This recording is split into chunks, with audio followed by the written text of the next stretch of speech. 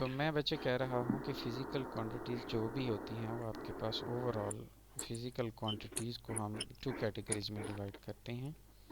The first one is the base quantities, ठीक है। जो दूसरी होती हैं वो क्या होती हैं, डिराइव्ड क्वांटिटीज़ होती हैं। अब ये आपको बहुत हम्म। नाइन्थ लेवल की चीज़ है जो आपको पता है। बेस क्वांटिटीज़ के अंदर आती हैं वो 7 बेसिक क्वांटिटीज़ हैं, बेसिक क्वांटिटीज़ हैं जिसके जिसमें नंबर एक जैसे लेंथ हो गया, ठीक है, टाइम हो गया, इसके बाद मास हो गया, ठीक है। तो ये फिर लेंथ आप मास। स्क्रीन क्यों नहीं शेयर कर रही, क्योंकि मुझे स्क्रीन नजर नहीं आ रही। आपकी स्क्रीन नहीं शो हो रही?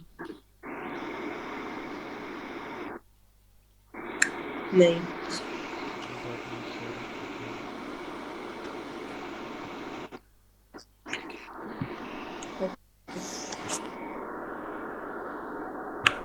अब स्क्रीन शेयर हो रही है आपको?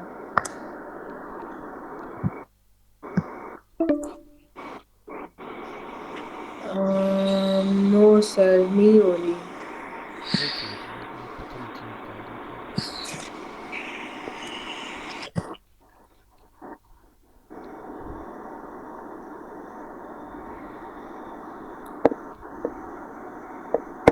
हाँ अब हो रही होगी। जी, अब हो रही है। अच्छा देखें जी, फिज़िकल क्वांटिटीज़ थी, मैंने उसको दो पार्ट्स में डिवाइड कर लिया कि एक होती हैं आपके पास डिराइव्ड क्वांटिटीज़, जबकि दूसरी होती हैं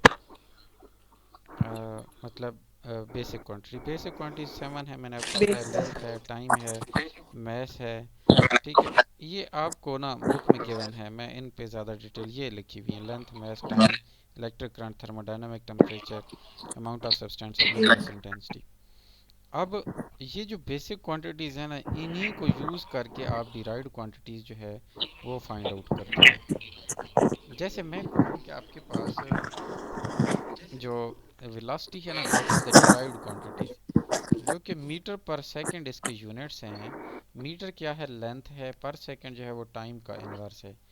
बेसिकली ये जो दो चीज़ें हैं दोनों जो हैं ये बेस क्वांटिटीज़ हैं।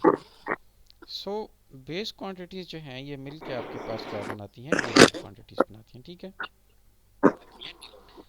अच्छा, अब हम यहाँ यस। पे डायमेंशनल एनालिसिस को आगे परसू करेंगे, लेकिन आपको ये पता होना चाहिए इसमें जो उसने बताया है बेसिकली कि हम डायमेंशनल सिस्टम बेसिकली एक रिप्रेजेंट करने का किसी भी बेसिक सिंबल्स हैं, एक स्पेशल सेट ऑफ सिंबल्स है जो किसी भी क्वांटिटी को डिफाइन करने के लिए यूज़ होता है। और सबसे पहले तो वो फंडामेंटल जो डायमेंशंस हैं ना वो क्या हैं, लेंथ के लिए एल यूज़ करते हैं और स्क्वायर ब्रैकेट्स यूज़ करते हैं, ठीक है। इसी तरह मैथ्स के लिए एम यूज़ करते हैं स्क्वायर ब्रैकेट्स में, टाइम के लिए जो है वो टी यूज़ कर रहे हैं नॉट के लिए एफ, थर्मोडायनामिक टेम्परेचर के लिए एक सिंबल है नॉट की तरफ हाई को सिमिलर है।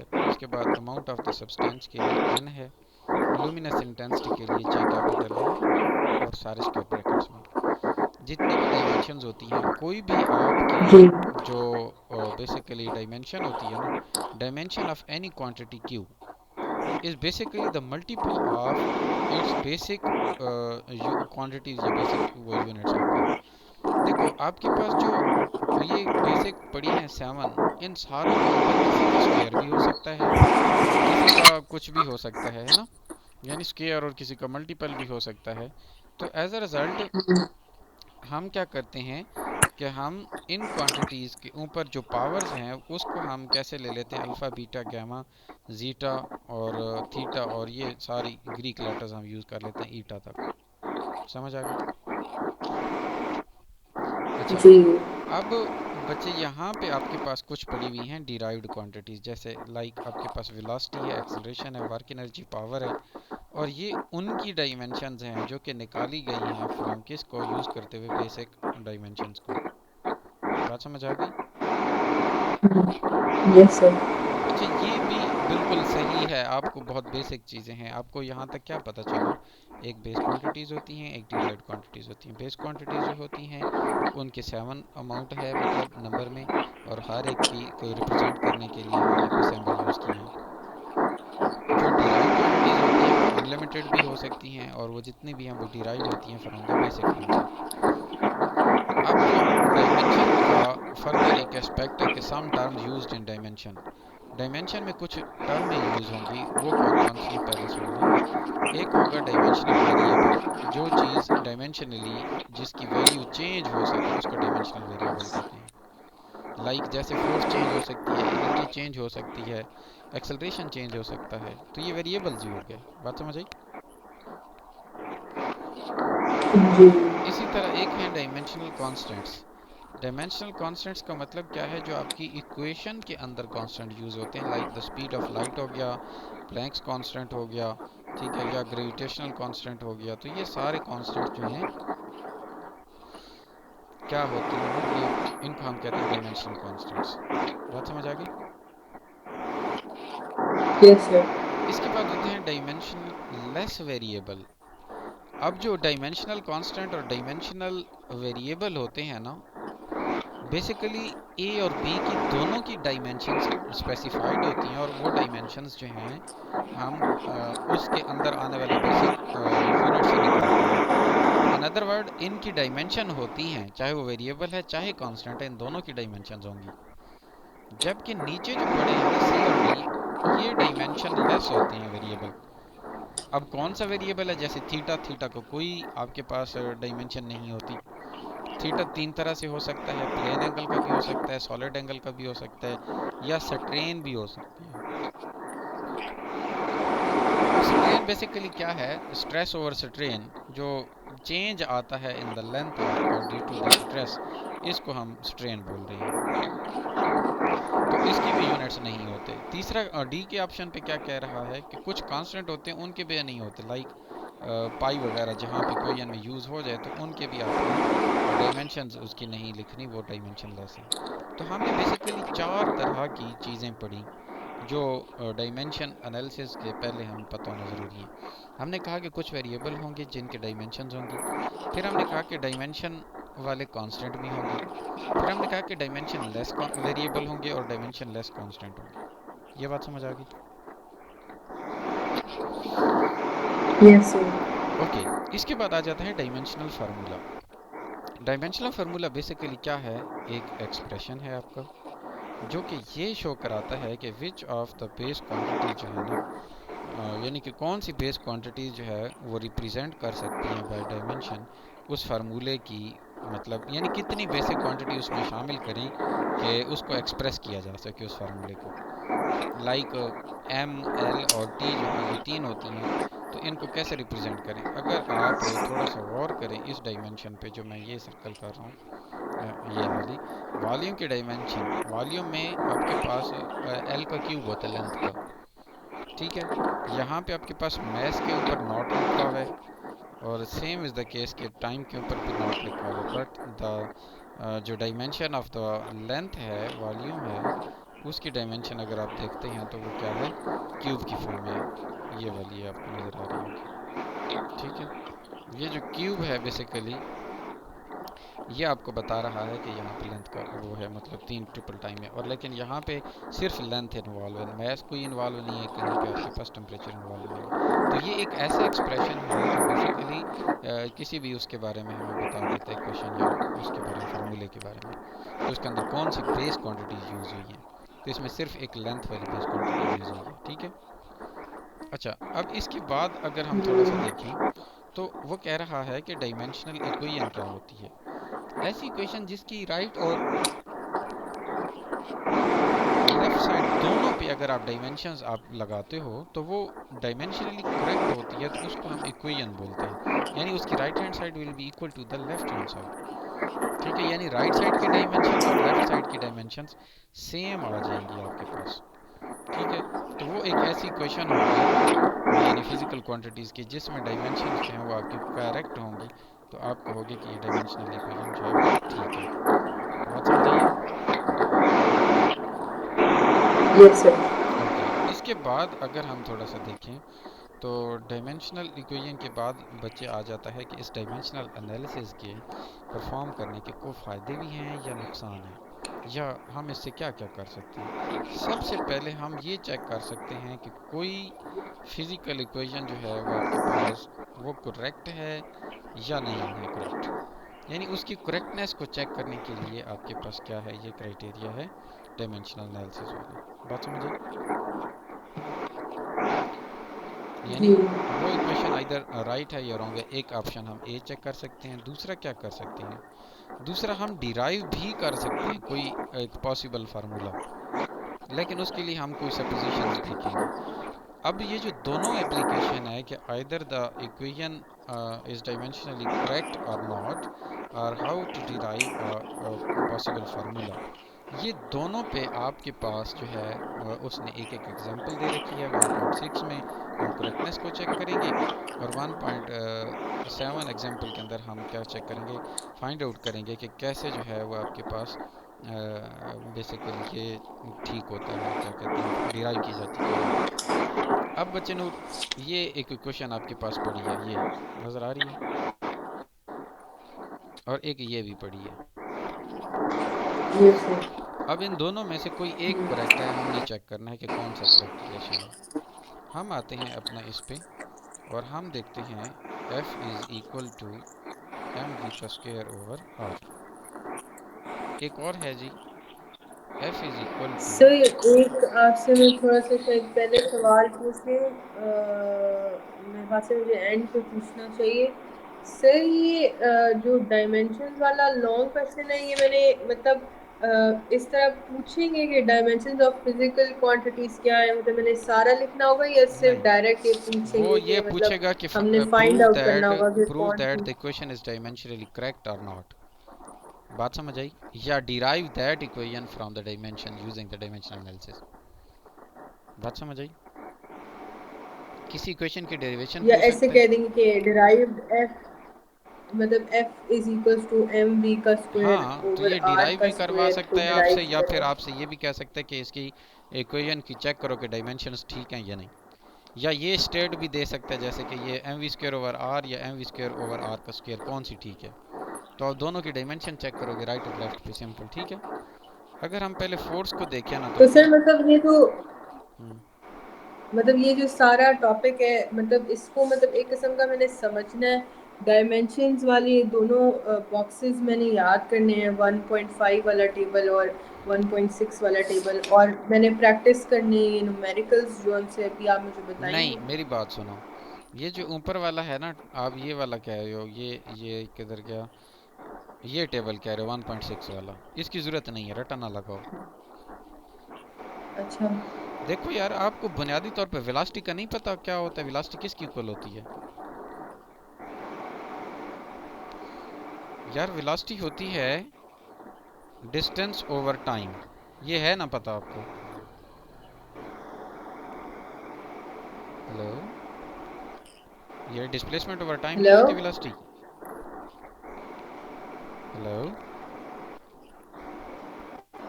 ये सर से आपकी थोड़ी सी आवाज़ कट गई थी, पीछे से बोलेगा। बच्चा मैं कह आप रहा क्या हूँ बता रहे वेलोसिटी का आपको पता है किसकी इक्वल होती है?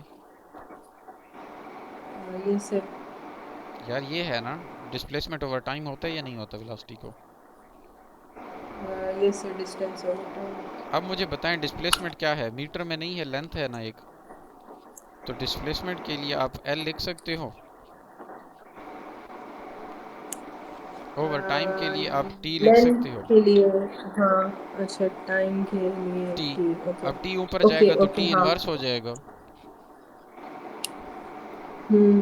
तो आपके पास ये वाली नहीं बनेगी क्या, ये एल टी इनवर्स वाली लेंथ वेलोसिटी की? यस।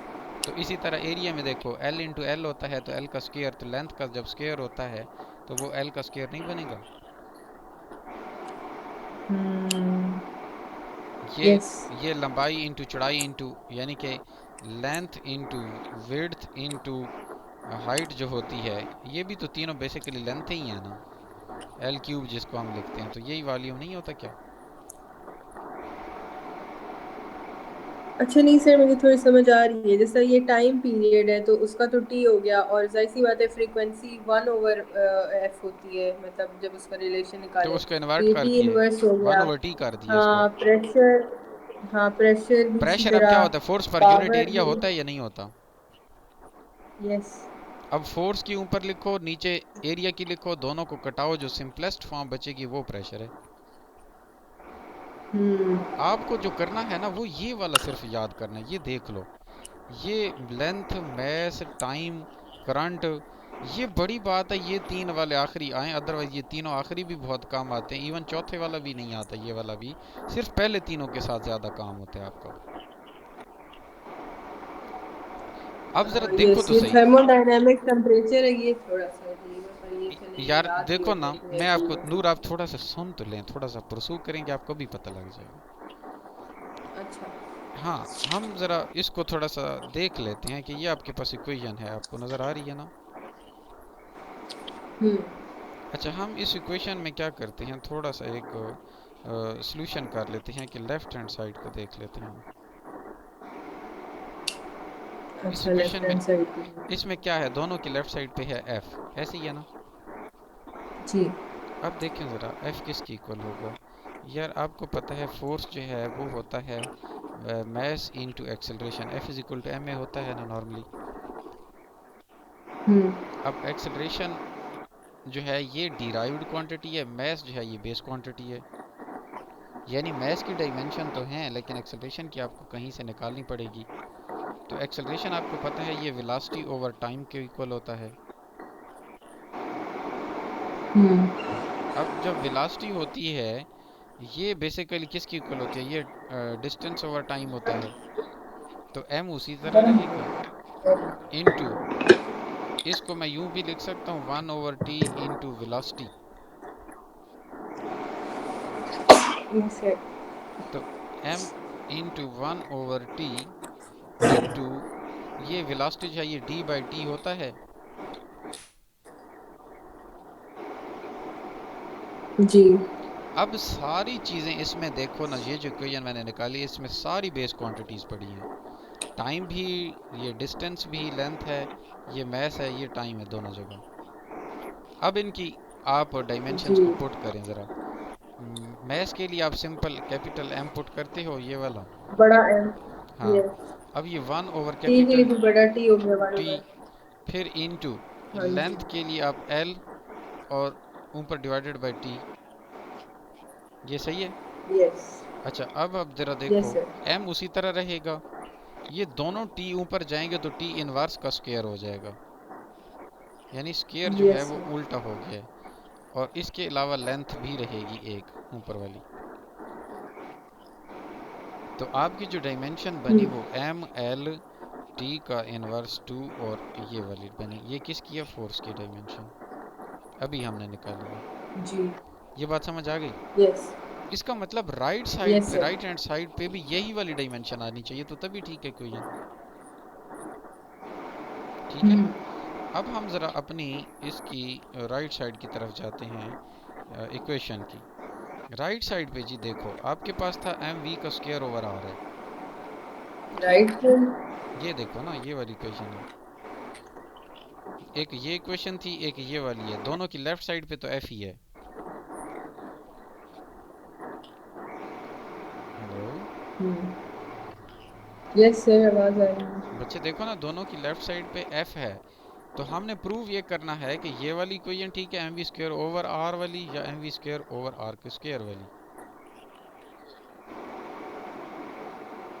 Yes sir. तो अब हम क्या करते हैं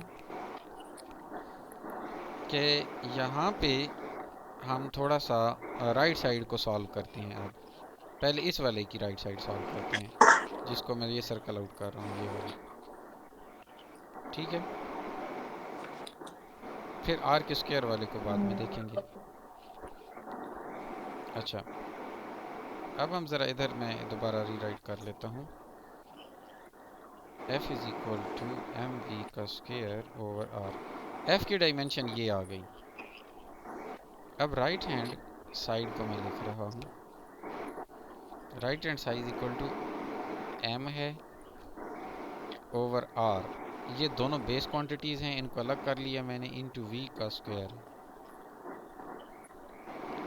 m के लिए कैपिटल m मैं लिख सकता हूँ, बल्कि इसको अभी ना लिखें कैपिटल, अभी उसी तरह स्मॉल m ओवर r कर दें। इनटू v को मैं d बाई t लिख सकता हूँ और इन दोनों का स्क्वायर लिख सकता हूँ। दो डी बाई टी होगी। अच्छा हाँ ठीक है। सही है ना? यस। अच्छा, इसके बाद अगर हम थोड़ा सा देखें आगे, तो मैं इसको ऐसे भी लिख सकता हूँ मैस। अब इन सारे बेस क्वांटिटीज आ गई, अब इनकी वो डायमेंशन पुट करो तो मैस की हो जाएगी कैपिटल M इधर, ये R जो है एक डिस्टेंस है, लिहाजा ये L इधर नीचे, ऊपर जो है वो ये D फिर भी एक एल। डिस्टेंस है, L का स्क्वायर आ जाएगा, नीचे जो है वो जी। टाइम का और स्क्वायर आएगा। टू। हाँ। अब जी। ये L एस के स्क्वायर से कैंसिल हो जाएगा क्योंकि दोनों लेंथ हैं, ऊपर सिर्फ L रह जाएगा, हम्म। तो M एक रह गया, जी। एक आपके पास L रह गया, और एक T जो है ऊपर जाएगा तो और इनवर्स का टू स्क्वायर। इनवर्स। इसको मैं यूं लिख सकता हूँ M L T इनवर्स 2। जी। अब ये देखो राइट साइड और यहाँ देखो, ये जो ब्लैक में मैंने आपके सामने निकाल रखी हैं, दोनों देखें ज़रा, दोनों सेम नहीं है। सेम है। इसका मतलब क्या हुआ कि आपकी ये क्वेश्चन ठीक है। अच्छा, ऊपर जो एक और इक्वेशन थी जिसमें था कि F is equal to m v का स्क्वायर ओवर आर का स्क्वायर, इस केस में आपके पास r जो था वो लेंथ वाला था, तो इधर r की जगह जो आपने सिंपल l लिखा, इधर स्क्वायर होता और ये लेंथ पूरी कट जाती, तो यहाँ l होता भी ना, हम्म। तो वो तो गलत फिर हो एम जाता। टी का वो आ हाँ, वो जाता इनवर्स टू जो है है वो फोर्स इनवर्स के का इक्वल ना स्क्वायर। होता, तो इसलिए वो गलत है इक्वेशन। बात समझ आ गई? यस। बहुत आसान है, आपने सबसे पहले बेसिक लेवल पे चले जाना है, बेसिक क्वांटिटीज में, फिर आपने जो है वो फर्दर वो कुछ करना है। बात समझ आई? यस। हम्म।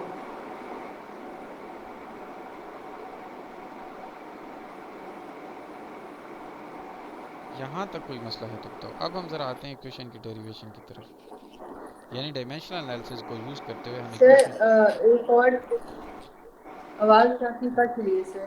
जी बच्चे बोलो, हेलो, कट रही है आवाज? अभी आप नहीं अब नहीं कट रही, पहले आप जो बीच में बोल रहे थे ना वो कटा है अब भी। हाँ, मतलब समझ आ गई है इससे बोलने के बाद जो आपने बोला है। अच्छा ठीक है। दूसरा मैं बच्चे कह रहा था कि अभी हम इसको उसको देख लेते हैं ना, क्या कहते हैं, ये अपना, अब आवाज कट रही है, किसको देख लेते हैं? यार यही वाला जो आपके पास इक्वेशन है, मतलब कैसे डिराइव होती है इक्वेशन, इसको देखेंगे हम। देखो ना, अच्छा। हमने डेरिवेशन तो नहीं अच्छा हाँ पढ़ी अभी, ठीक तो है। हमने करेक्टनेस चेक किया ए पॉइंट।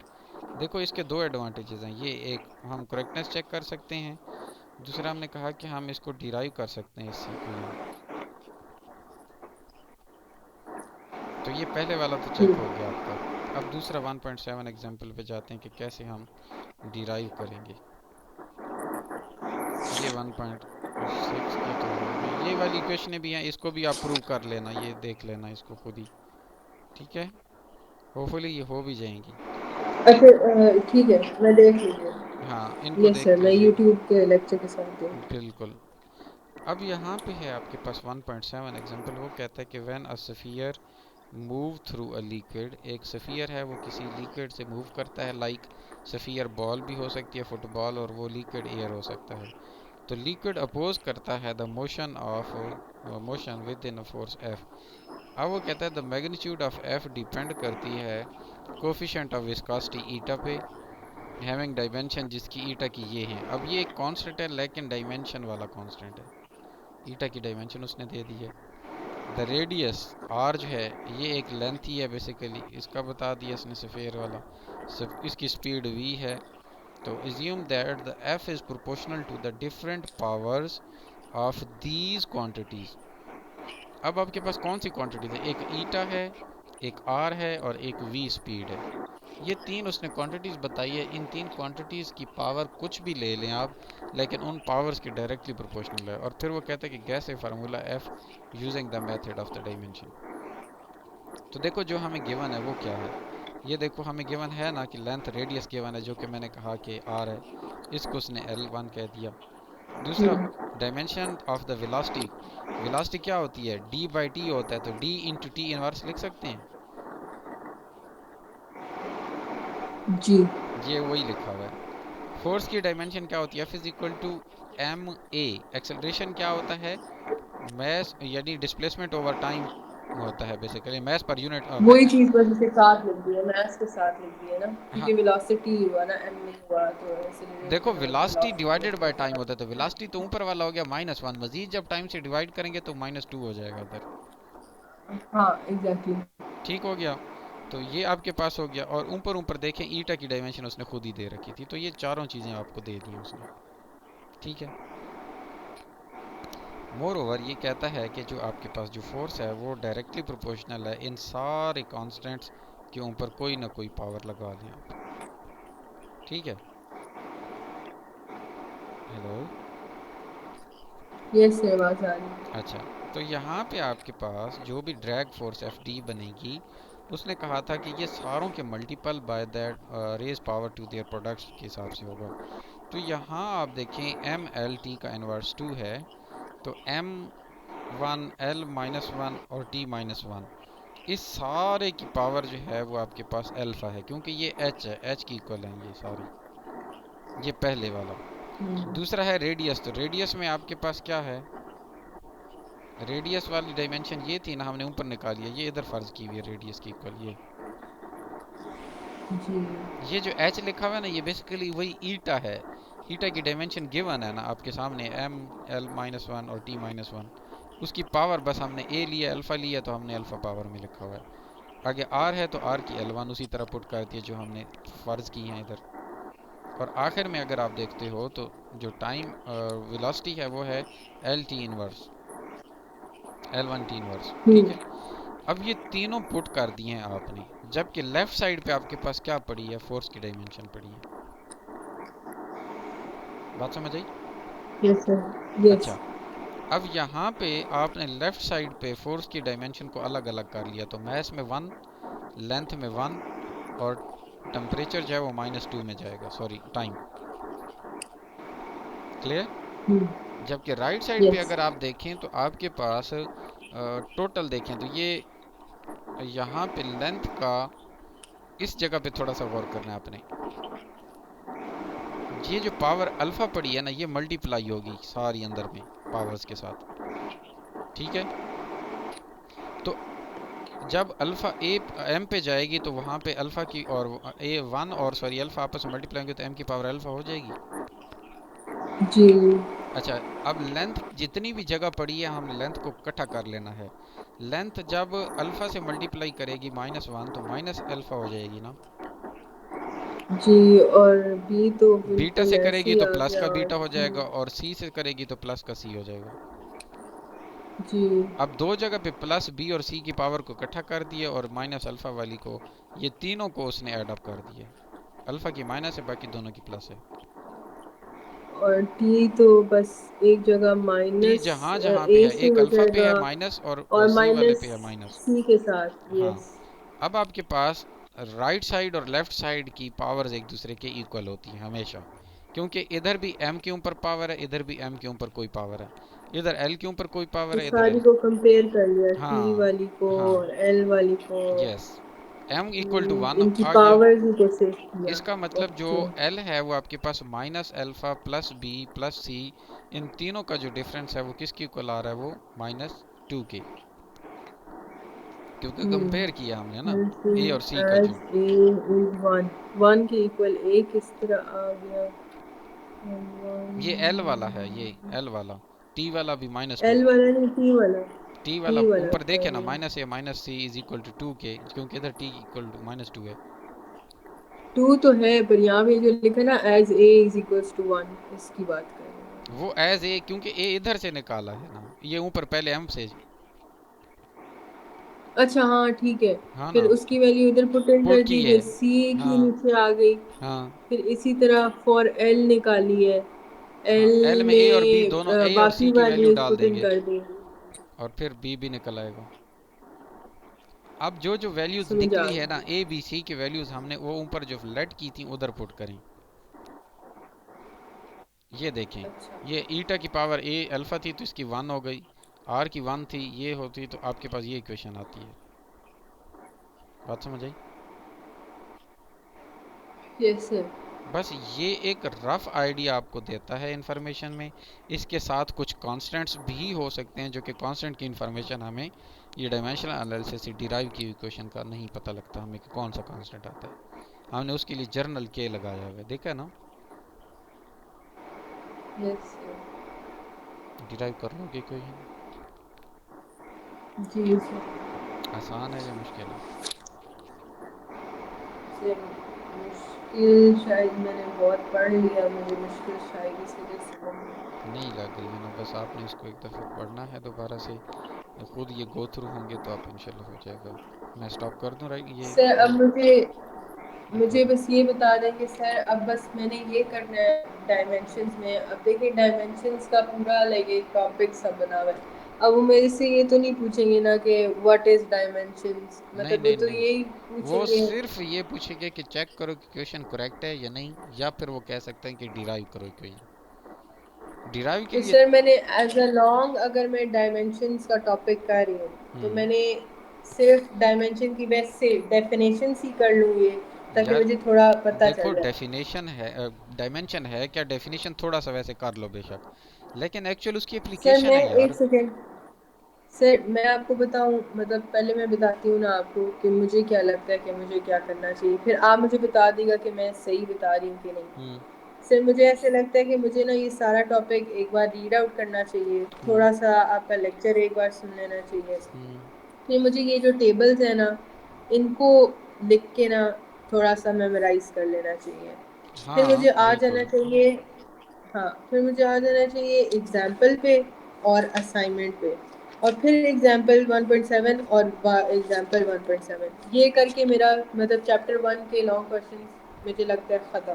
मतलब इतना ही मुझे हाँ मतलब हाँ हम अभी अब मतलब सही बताया। जी, आपने बस इसकी दो एप्लीकेशन है जो मैंने अभी दोनों एग्जांपल सॉल्व करवाई है ना, ये दो आप अच्छे से मेमोराइज कर लो, 1.7 वाली और ऊपर वाली जो और इनके साथ जो 1.65। असाइनमेंट्स भी अपेंडेड है, हाँ बस वो कर असाइनमेंट्स लो, भी। यही दो कर लो, आपका डायमेंशन 110% क्लियर है। ओके सर, मैं फिर ये ना लॉन्ग क्वेश्चन आज तैयार कर लेती हूँ। हो जाएगा अभी। यस सर, हो जाएगा सर। बस ये कर दें कि मुझे ना वो सवाल आप एक बार वॉइस मेल करके समझा दीजिएगा, या जब आपको समझ आ जाए तो मुझे बता दें, मैं इधर ही मैं क्लास ले लेती हूँ आगे। अच्छा, फिर उसको समझाना पड़ेगा ऑनलाइन। सर मेरे ख्याल से 5-10 मिनट भी नहीं लगेंगे, क्योंकि फिनोमेना सर यही है कि उसकी शेप बदला देते हैं ना। अब वो शेप जब बदलाते हैं ना, तो वो शेप में क्या फिनोमेना लगता है, फिनोमेना इन अ सेंस के वो जो अटैक ऑफ जो भी है एंगल, उसका क्या है मसला, थोड़ा सा आसान करके समझा दें, क्योंकि मुझे इस चैप्टर के क्वेश्चन बहुत मुश्किल थे और कुछ मैंने गलत भी किए हुए थे, तो वो भी मुझे सही करने पड़े। अच्छा, यस सर, बस यही है। ठीक है, मैं बस देख लूँ ना, फिर उसके बाद मैं आप समझाता हूँ, फिर टेस्ट छोड़ता हूँ, ठीक है। ठीक है अल्लाह सर, हाफिज़। अल्लाह हाफिज़ सर।